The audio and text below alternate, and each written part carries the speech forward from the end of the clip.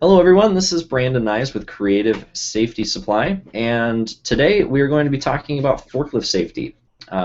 We are live on our Google Hangouts on air, and we will be talking about 10 rules for forklift safety. I have with me Antonio Ferraro. He's one of our content writers slash investigators slash he's an all-around good guy anyway, so we're going to be talking with him about forklift safety. Antonio, say hi today. Hey everybody. So, forklift safety. This is something that applies to any facility that has a forklift. Pretty straightforward stuff, but there are, I guess you've identified some things that maybe not everybody thinks about all the time. So, where do we start here on this? I just feel it's an important topic to bring up. It doesn't seem like it gets dressed enough. So I thought I listed 10 items that I thought were pretty important. So why don't we just go ahead and start off with number one and go from there? All right, sounds like a plan. So your first point of concentration here is go a safe speed. Correct. Seems pretty self-explanatory, but what would you say to people who about this point? Yeah, usually within a warehouse there usually isn't like a set speed, but usually forklifts aren't even equipped with speedometers. So it's important to make sure that you're going to reasonable and acceptable speed for the area. It keeps everybody safe, and even your load as well. So Okay. Our next point here is avoiding abrupt stops, and this is a low-level safety, all-around safety issue, I'm sure.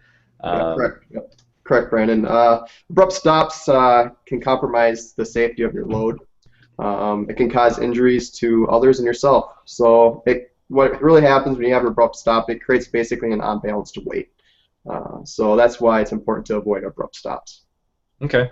And I'm assuming that your load height. We'll probably talk about that a little bit later, but Yep. the abrupt stoppage is probably more something you should be concerned about when you have a level or a load that will by nature shift, like something like a liquid or something that has components that could fall. Exactly. Okay.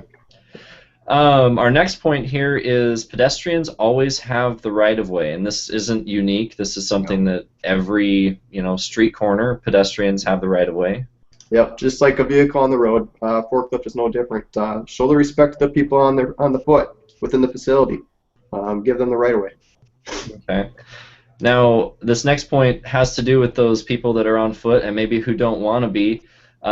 Don't pick up other riders. Yeah, exactly. Forklifts usually aren't designed, or forklifts are usually designed for single riders only. So a second person can cause an unbalance in the forklift and can also impede the driver's vision while they're driving. So it's also really important to only have one single rider on the forklift at all times. And I'm assuming this goes for not only the cab portion of the forklift, but on the forks or load as well. Absolutely. Yeah, you never. Yeah, exactly. All right. So the next one here is be aware of the fork position. And Correct. you say this is crucial when forklift driving. Why is it so crucial? Yeah, forks really should always be as low as possible, but high enough to clear the bumps within the facility. When you're driving with the forklifts high, it can cause many safety hazards. So forks basically literally have the capability of shish kebabbing anything. I mean, including your loads, your pallets, or even people. So, Okay. So you want to make sure that that load remains as yep. low as As low as possible. possible. Yeah, especially when you're moving, Okay. which we'll get into the next question here. All right. Well, yeah, and the next one here is to keep the load level stationary when in motion. Um, so, It can jeopardize the stability of the load by creating an unsafe balance again. So I mean, a load should never be adjusted unless the forklift is actually in stationary position. okay, so you're talking about like when somebody's going to put their load onto a rack or pulling their load off of a rack, they need to make sure that the motion of the forklift is arrested. Yeah, correct. Got it. Seems pretty easy, but since we're reviewing this, obviously somebody needs to know a little bit more about this. So, Yeah, that's right. Exactly. All right. The next one here we have is slow down and sound horn at corners. Yeah. Many facilities have mirrors up in the corners of the rafters. So it usually shows you, what's coming around the corner. But just like all mirrors on cars and everything, sometimes you don't see everything. There's blind spots.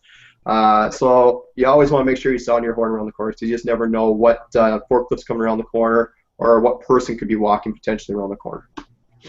Sounds straightforward to me. Yeah. The next one is also one of those kind of general rules of the road thing. Keep right. Yep, just like you keep right with your vehicle, you keep right with your forklift.